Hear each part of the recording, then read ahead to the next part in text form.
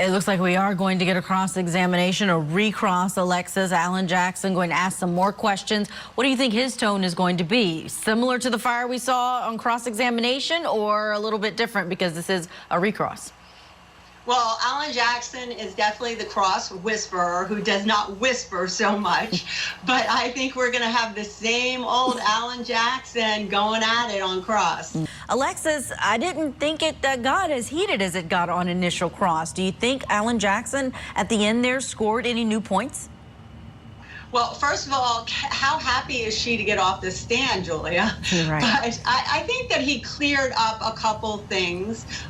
You know, he just wanted to make sure that who was in the group chat and who wasn't in the group chat, and cleared that up. So, yeah, but he didn't come out of the gate as hot as he's been previously. Let me ask you this, Alexis, having to do with something that every once in a while we'd hear, especially the defense, talk about her testimony in the first trial.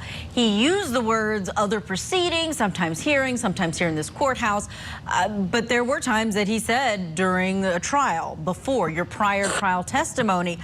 And we know that the jury really isn't supposed to think about or take into account that first trial. But who do you think it prejudices more for the jury to know that, hey, there was a first trial and there was a mistrial in that case? Well, I mean, if she's giving testimony that she was under oath and it's a change of her testimony, then it is appropriate for impeachment purposes what he was doing. From an impeachment standpoint, obviously we don't want them to know there was a previous trial, but let's be realistic. I think the world knows there was a previous trial.